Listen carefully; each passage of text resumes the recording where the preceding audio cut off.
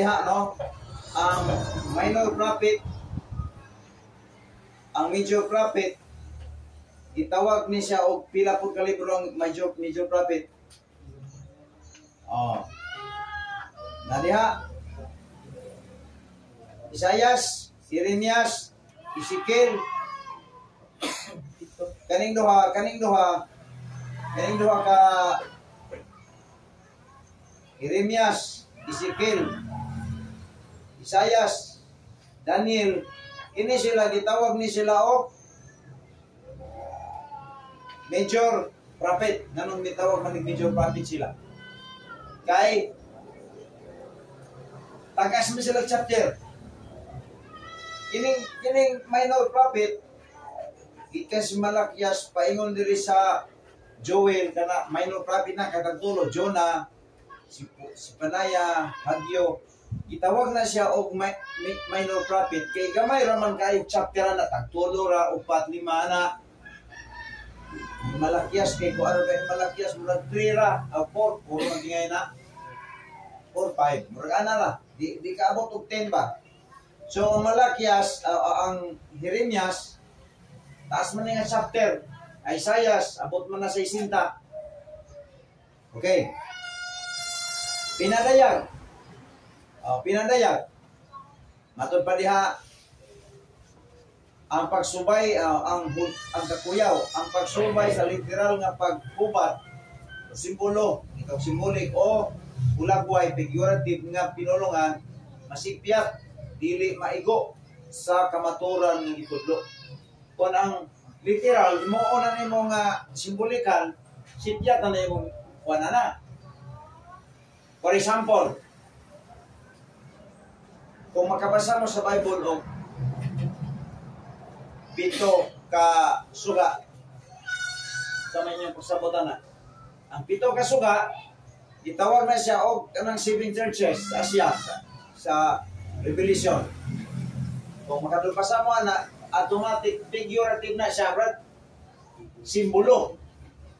O dili na siya kasagaran sa kuan, kasagaran sa Revelation, daga mga simbolikal diri. Kung kinahanglan ang kining pinadayag kasagaran diri mga simbolikal. Oh, dili ni gamay lang literal din eh. Sama anang kuan. Nagaanta mo example sa maning paghubad og simbolikal.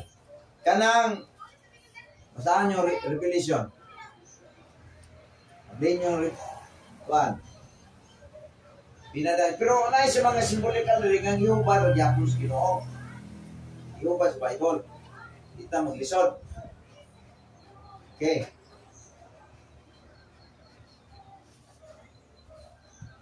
Naa sa chapter 1. Kining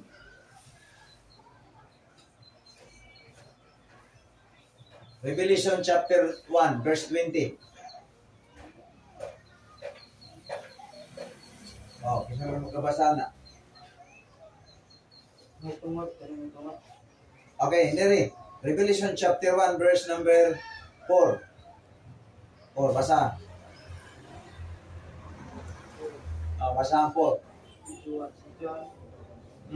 Diyan nga to sa laligan sa Asia. Oh, sige, pala yun na.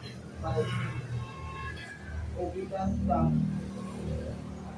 Kristo ang kasaligan na saksi ang panganay sa mga nangamatay o ang punuan sa mga kabot sa lupa.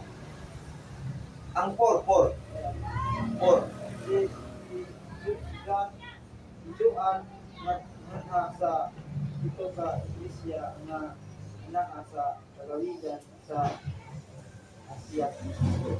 Mora na sa imo. Bubuo ba? Sa imo basa gani 4. Sa 4. Bumura lagi no. Sa lang Bible mo alang sa pito ka simbahan sa larawigan sa Asia.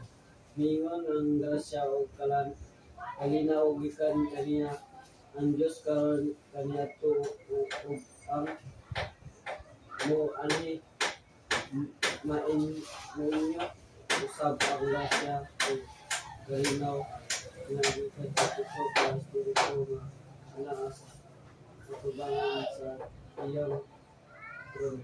Kanang pito ka espiritu niya, asa man na? Ang pito ka espiritu niya, asa man eh? Kitawag ni siya og figurative. Tagaan ang tamo gagmayan ni para kini bitaw ang pinaka-kuya kung kay hermeneutics yun, kini na pagkukulisyon, heaven ka kulto.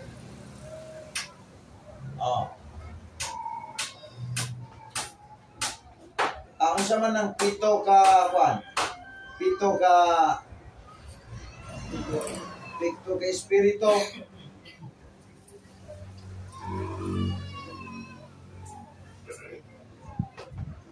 Naana sa Revelation 1 verse 20. Okay, basa. Ora nga chapter 20, basa. Verse 2. Verse 20. May tungod, Kana may tungod sa 1:20. tinaguan, may tungod sa tinago nga panguban sa ito ka mga ituon nga imong kita diya sa atong tuong kamot. Sa ito ka mga kandiliro nga ulawan. Ang ito ka mga bituon mao ang mga manulunda sa ito ka mga iglesia. Ug ang ito ka mga kandiliro mao ang ito ka mga iglesia. So nahubad, gihubad wala. Gihubad ang katong mga pito ka panaksa, pito ka sana, pito ka espiritu. Tama to, pito ka gihubad nga unsa man na? Mao ang simbahan o ang mga anghel. So mo na nga kinahanglan gyud kabalo kita diri kay sa the Book of Revelation daghan kayo mga simbolikal diri. Una nga kinahanglan kayo nga kapalutaan na para dito mapunto. Kasagaran mo sa mga kulto ang ginakuha nila nga sulat na sa Book of Revelation sama sa mga Pentecostal, sama sa PBB, NDNA. Ana mo na sila po nga pulong tinago. Kasagaran diha ang ilang ipanggibuhat mo na. Sige og logit og mga bersikulo ala logit dito. Now, so kabantay ta nga ang the Book of Revelation daghan na kayo diha ang simbolikal. Pero ang simbolikal diha gihubad. Bako ninyo, basta to, dito. Okay. So kinahanglan kabalo ta ana. Now karon. Muni purpose na to. Letter D, basa. Letter D basa. Manual. Napanag na. Oo. Propita. Prophet. Prophetic.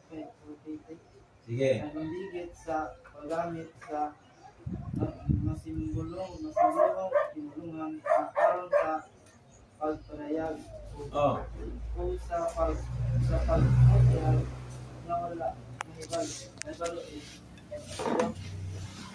Okay. Ang prophetic ang kaulugan sa prophetic mga butang nga gihayad